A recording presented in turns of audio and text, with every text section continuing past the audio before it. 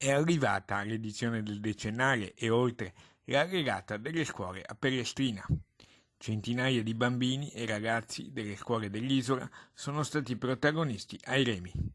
Sono stati coinvolti anche i loro genitori, nonché docenti e personale didattico, oltre a numerosi soci della remiera.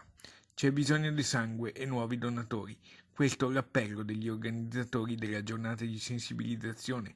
Le donazioni purtroppo sono ancora in calo. È il quinto anno consecutivo che collaboriamo e rinnoviamo di nuovo l'appello a donare sangue e plasma e ringraziamo veramente di cuore i pellestrinotti perché sono generosissimi.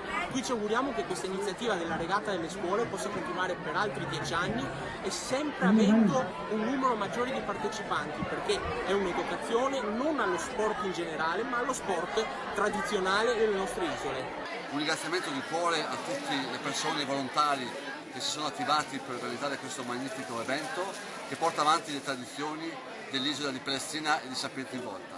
Un arrivederci, a presto, alla prossima regata.